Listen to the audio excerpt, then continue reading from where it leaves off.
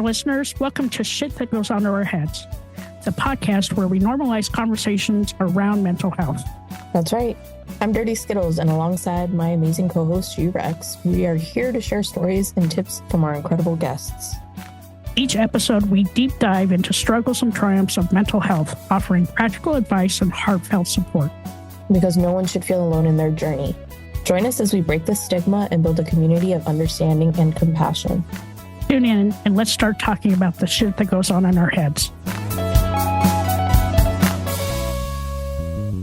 This is part 3 of a 3-part episode. But I left that meeting feeling like I had my boundaries. I said what I needed to say. I was empathetic to her feelings. I did not make this about me. And I felt good about the conversation. I didn't hear anything from her for 2 weeks. And I finally had a conversation with my brother. And I said, I'm just curious. Did Mom finish my book? And he goes, oh, yeah, I was going to tell you about that. And I said, okay. And he said, yeah, she called me one day. And she said, I need you to go with me to the lawyers. And I was like, what? And she said, yeah, I'm taking your sister out of the will. And I was like, there's my answer. You know, remember the question I had asked before the book came out, was this going to destroy what was left? Or was this going to open a conversation? And she chose to end it. I'm really sorry that happened. It's all right. You know, there's some times where, and it took me a while to get to this place, but in this healing too, you realize what you're worth. And you realize and can recognize what is toxic and what is not, and what you deserve. And what I deserve as a child is respect, is love, unconditionally, with no judgment, right? It's what I give my kids. And I expect that as well.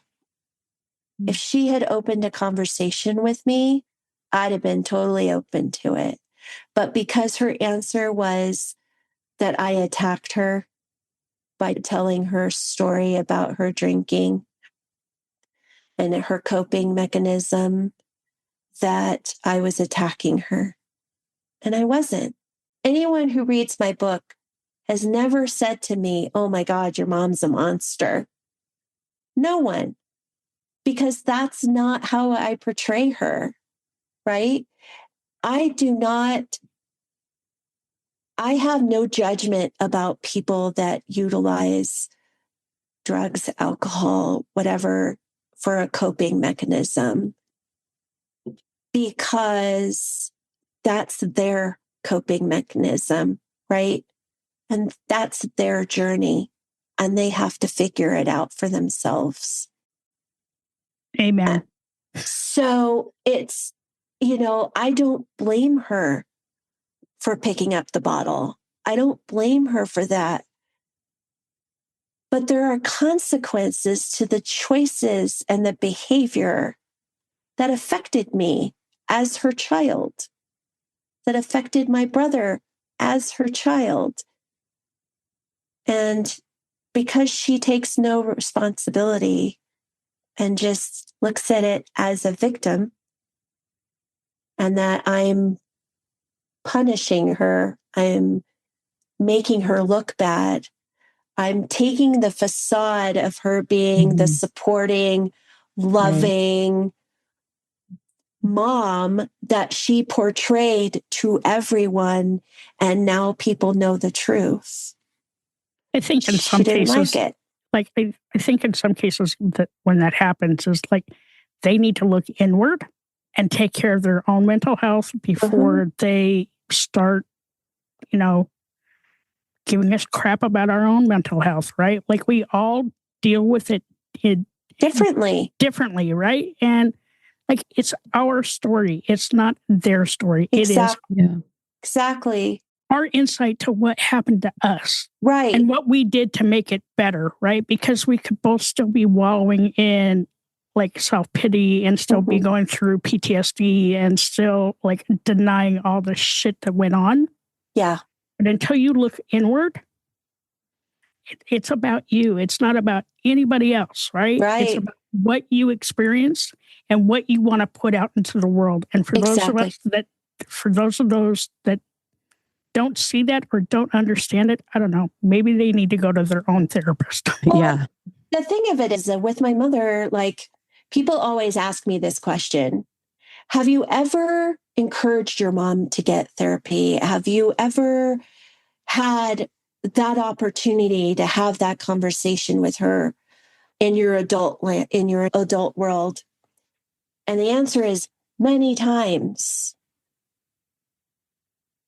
And the answer was always the same. Therapy is for your brother and you. I don't need it. I'm fine.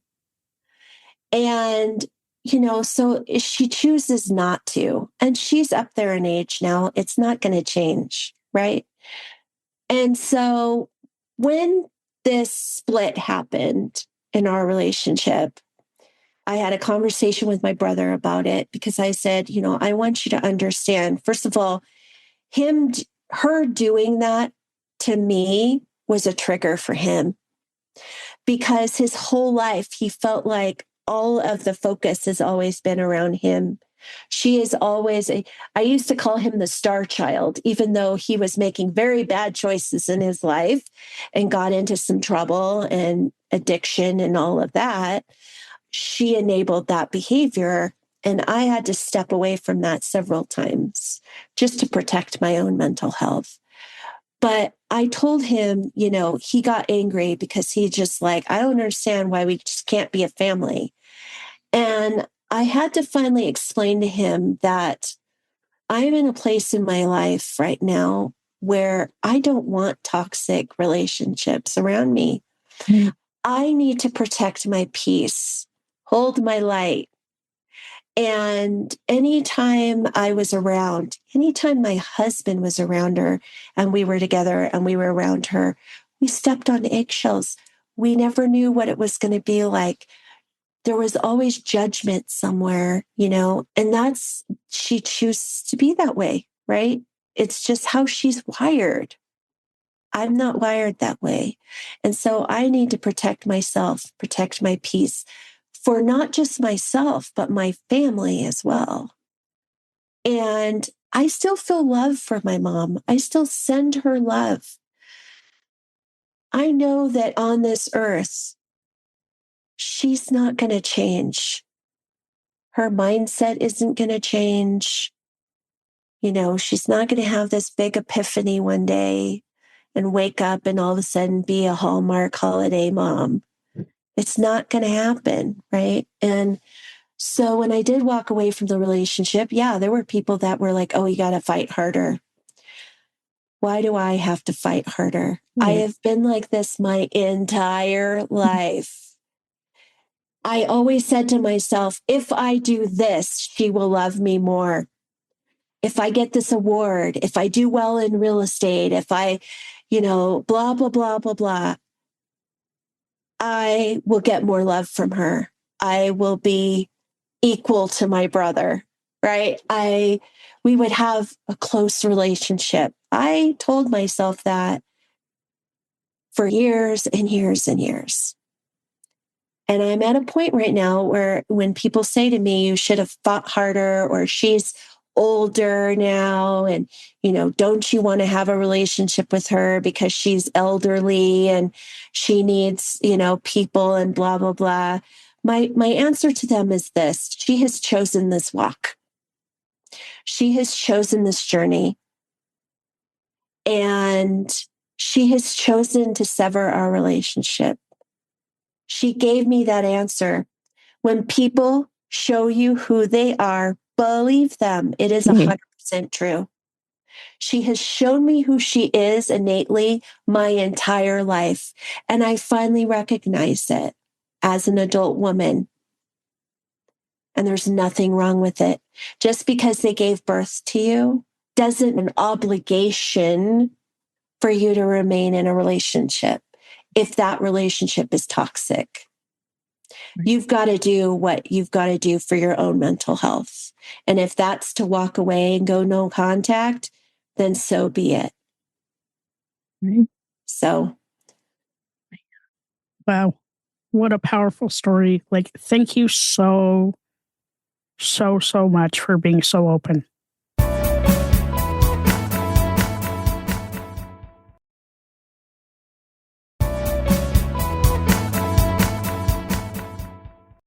No problem. I'm an open book.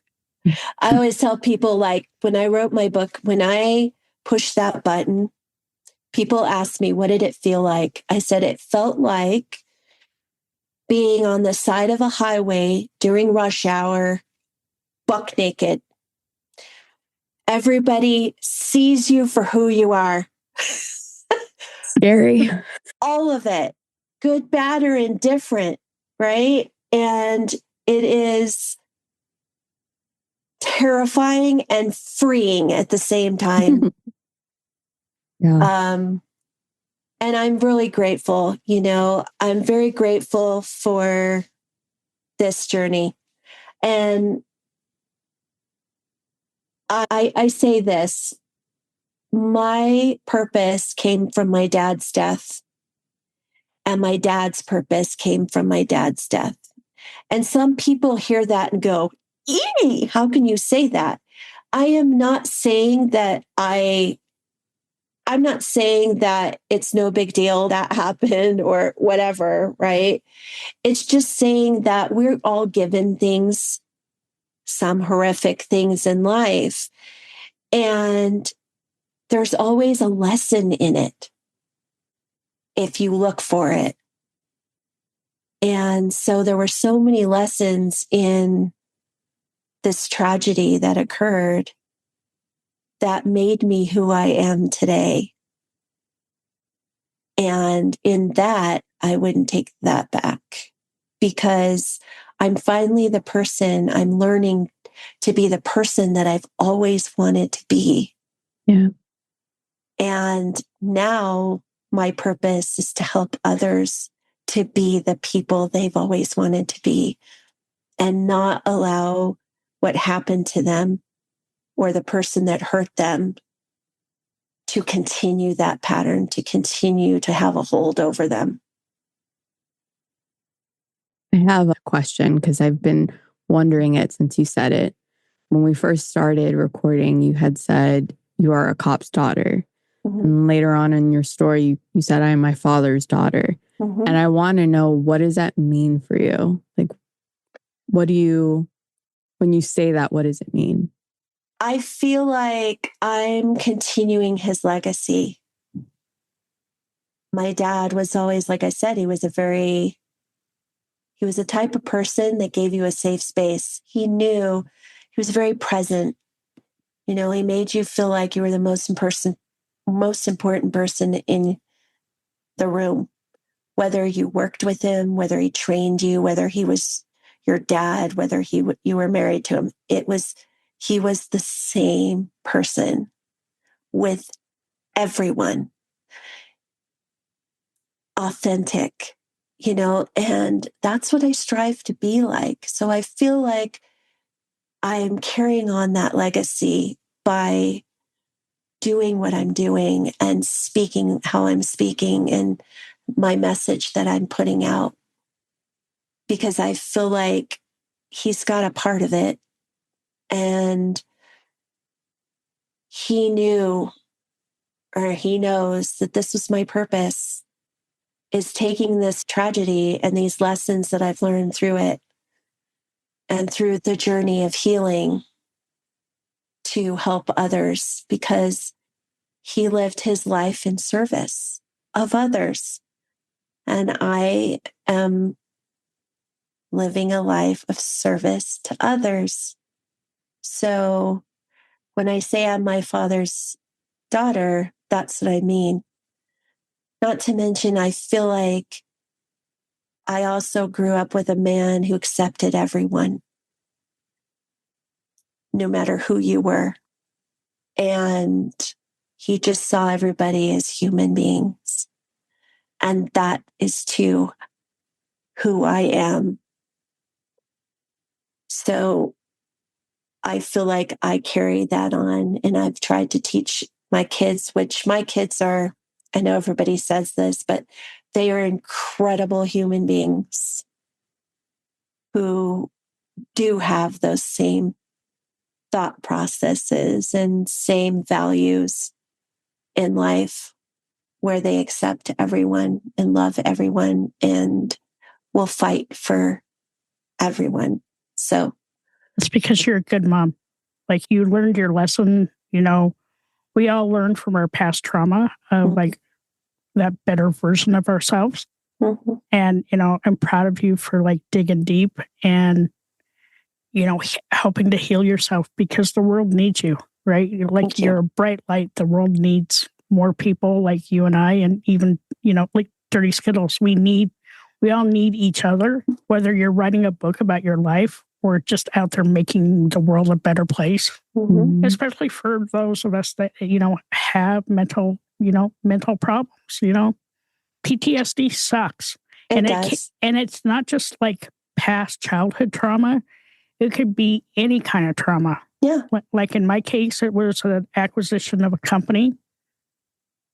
When it happened again, I had some serious PTSD because of it. And like, it's shit that sits with you. And you know what? There's no weakness in asking for help. Absolutely none. And there's no shame. I don't care if you're a man. I don't care if you're a woman. I don't care if you're a teenager, you're a child. There is absolutely zero weakness in asking for help. Well, and if you look at it this way, I look at it this way as well. So I talk about forgiveness, for instance, because there's so much thoughts around forgiveness. And I tell people this: forgiveness is it's not forgiving the actual act or the actual person, right?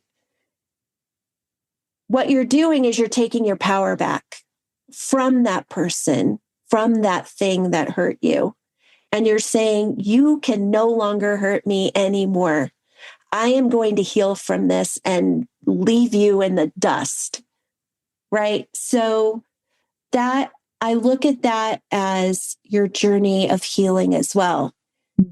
You are saying to yourself, I am taking my power back from this person or this thing or this trauma that has held over me, that has kept me from the life I want, the relationships I want. And I'm no longer going to let that happen. And so I'm going to make this choice to get help. And it isn't weakness, it's power. You are taking your power, because everybody is powerful, guys. Like, we all have it within ourselves. You just got to find it. And when you do, and you make that choice and you find your person, sky's the limit. Yeah. I'm so thankful I have my person. My wife is amazing. And, you know, and I get to do this with Dirty Skittles. I have these two amazing, beautiful people in my life. And my wife gets to hear all the things like in my day-to-day life. And so does Dirty Skittles. I still call her every single morning before work, and we still laugh just the way we did like 2 years ago. And she was part of my healing. Yeah. And, you know, laughter is okay. There's certain things we shouldn't laugh at, but we do anyway. So, you know. I think healing is not linear, period. Right? And even grief, when I talk about grief, you can have joy and sadness coexist. It's not disrespectful to the person you're grieving if you find joy in something. And same with healing. Like, I feel like I've met people that are like, I'm healing, but I have to sit in it. You know, like I'm healing, but I have to sit in my sadness. I need to sit in my depression. I need to sit in this. until it's almost like until the next step, the next session, the next whatever, right? And guess what? You can be healing and have depression, but you can also have a joyous day. It's okay. And because, like I said, it's not linear. It's not one size fits all. People deal with things differently. Complex human beings. Yeah. I mean, this is why when I meet people, I don't say, I understand how you feel. Whether it's someone who has lost somebody and they're grieving, or if they have gone through a trauma or whatever, because I didn't experience that experience. I didn't have the same relationship with that person. So I can't say that. I can't say I understand how you feel because I didn't have the same experience. I'm not having the same feelings about things. I'm not. But what I can say is this is what I've been through, and this is how I dealt with it. And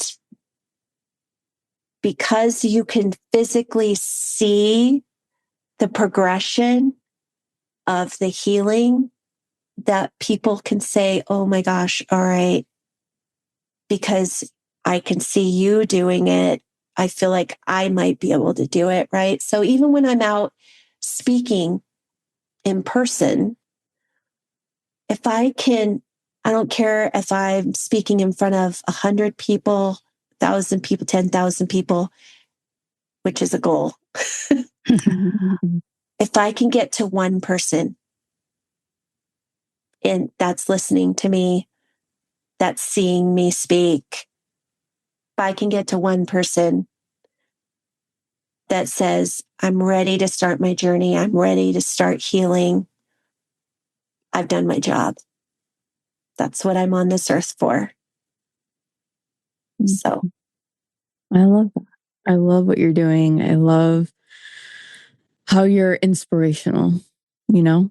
Thank you. Never saw that coming.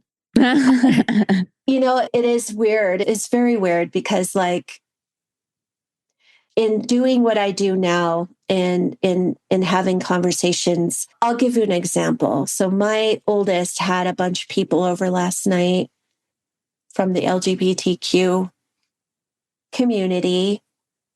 And our house has always been a safe haven for kids since our kids were little, right?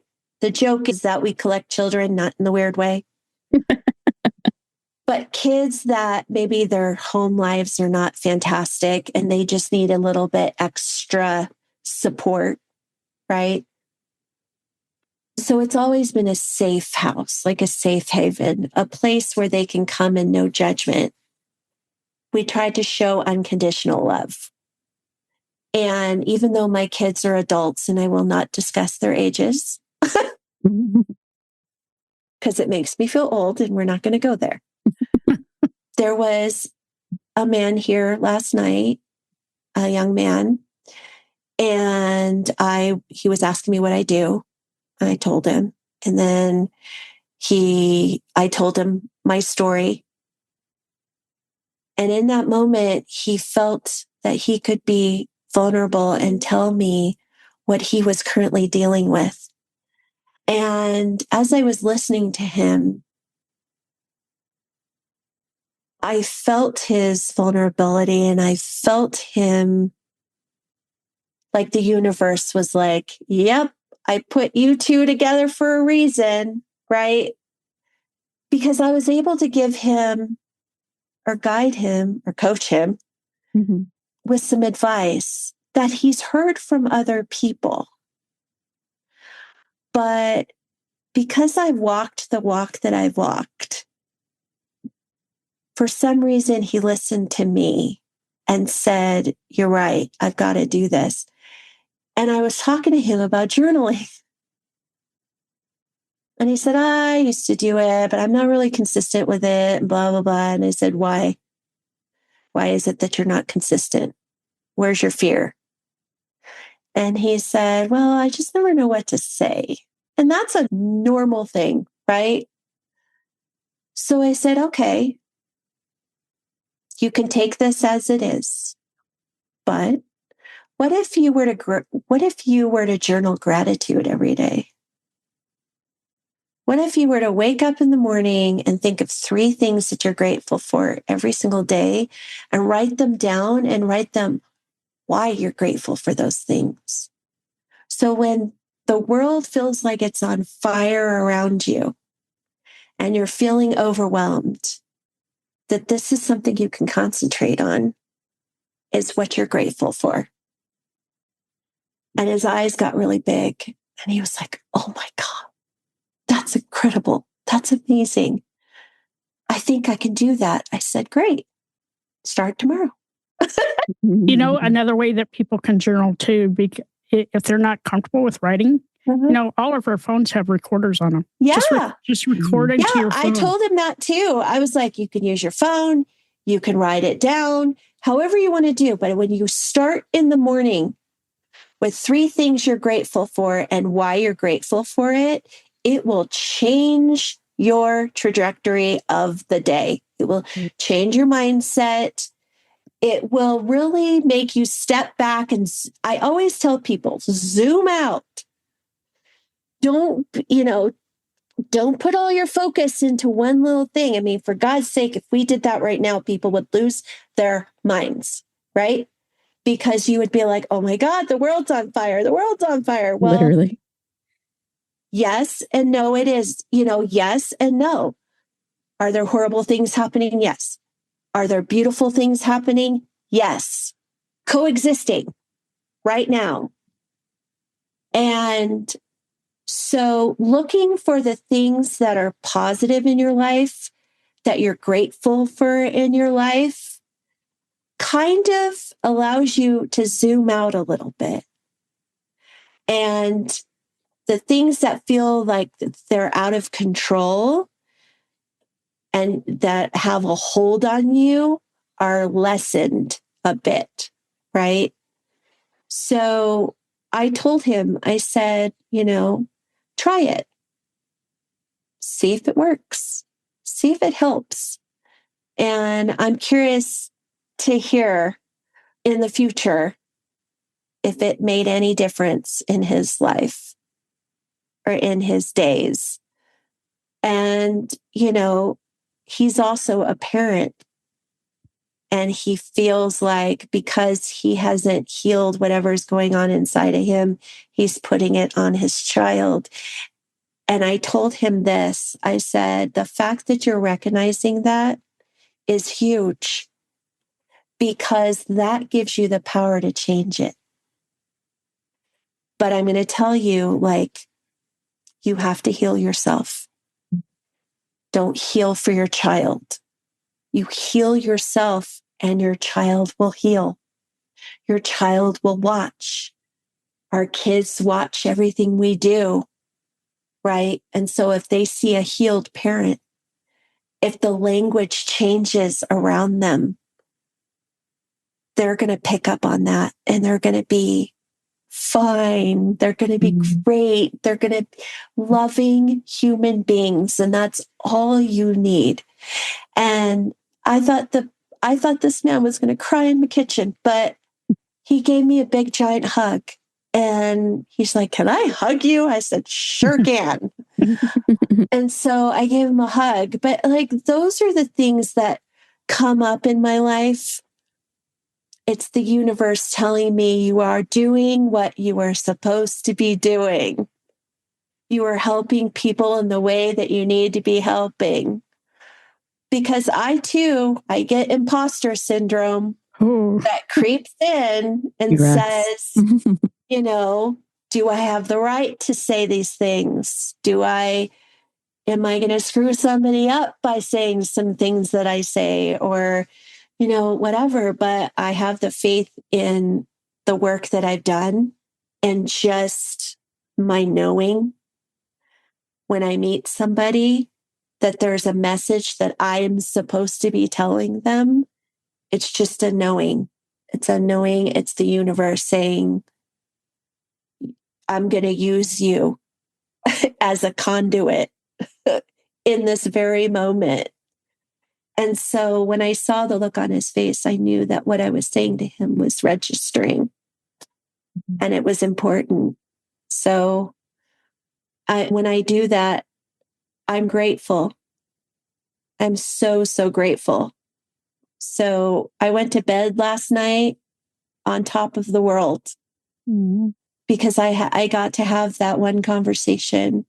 And I had spoke to a lot of kids that I say kids because they're a lot younger than me, but I had lots of different conversations with the kids last night. But that one kid, that one young man I went to bed like, yay.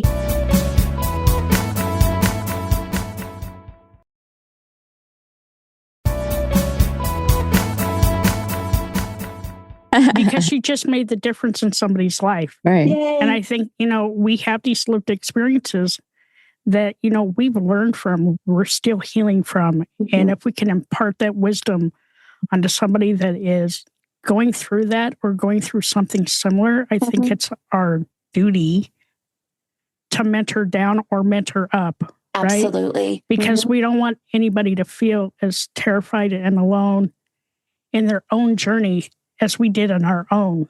Exactly. Or in their journey as we did in our own. Exactly.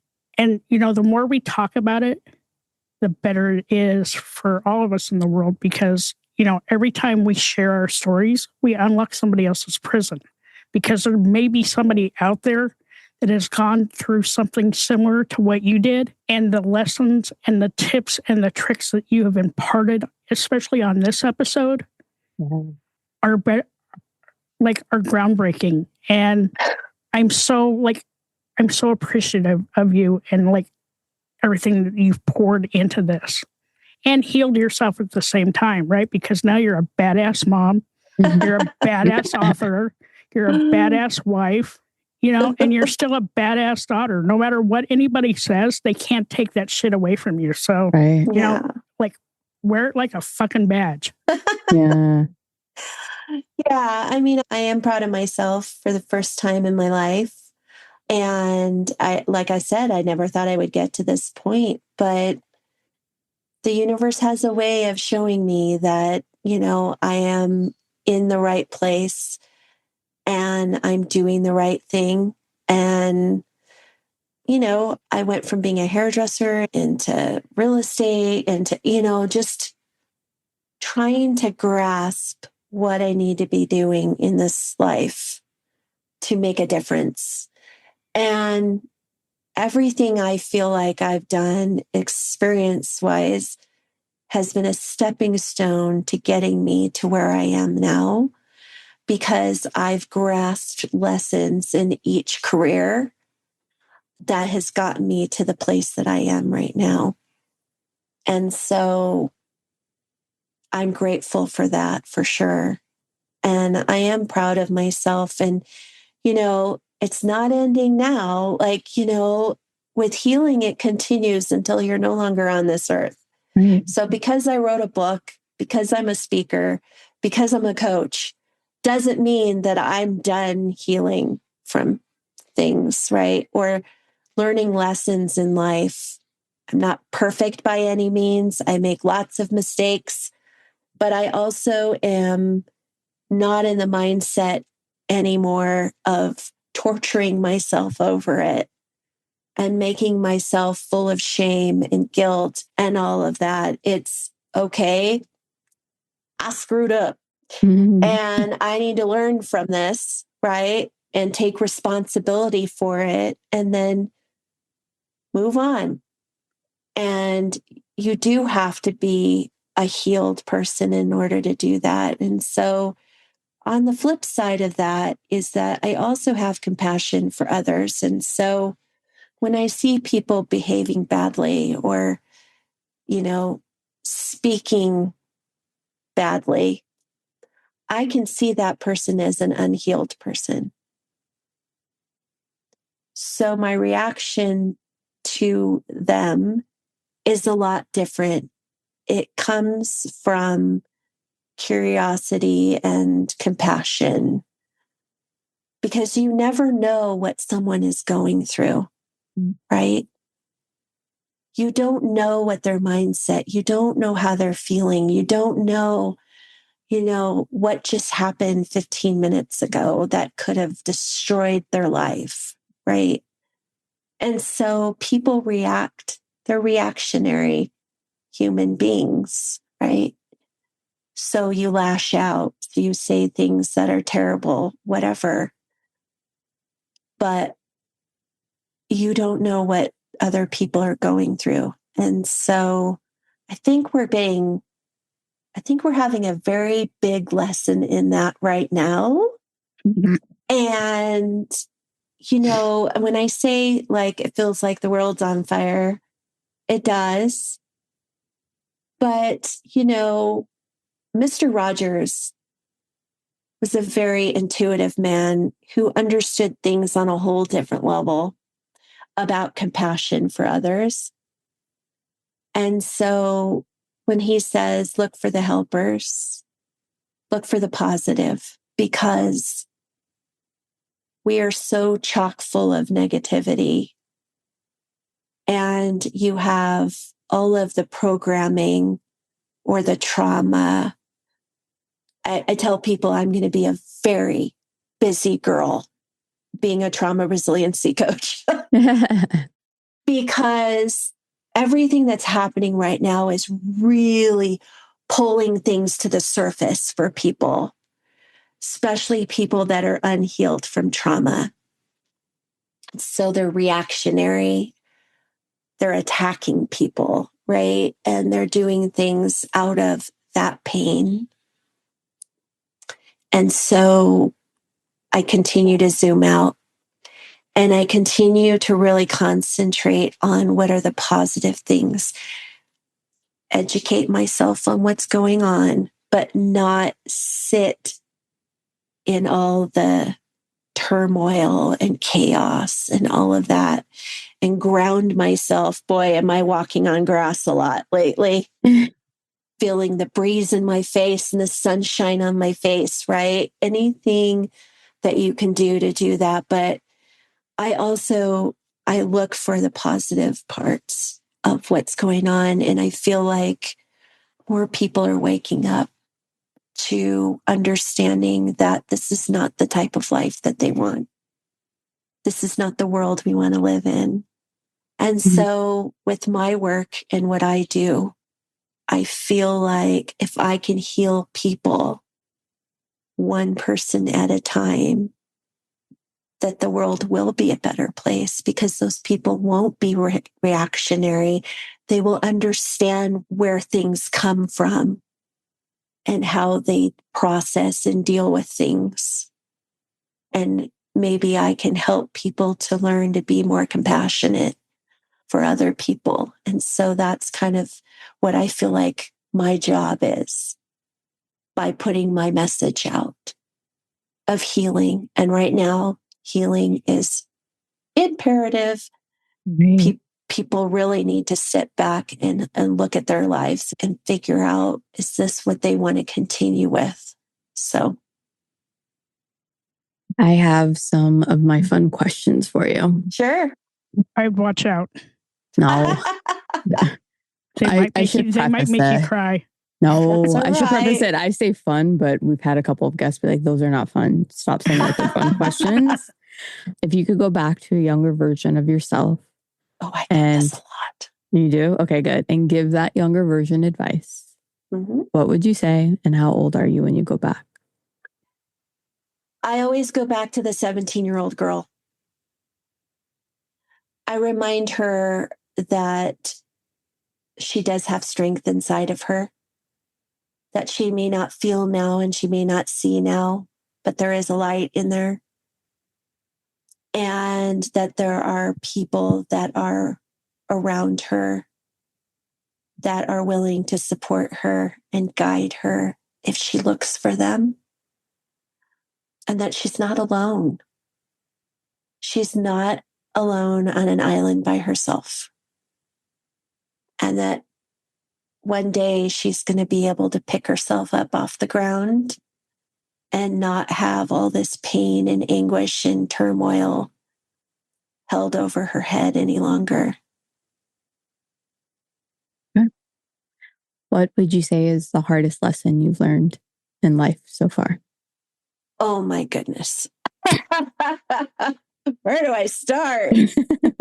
I think the hardest lesson for me was recent, actually. It was finally understanding that I know who I am as a person and what I deserve as a person, as a child, as a wife, as a mother. My self-worth is finally there, that I was able to walk away from my mother and be at peace about it. That was the hardest lesson, I think, for myself, is finding that self-worth. Thank you.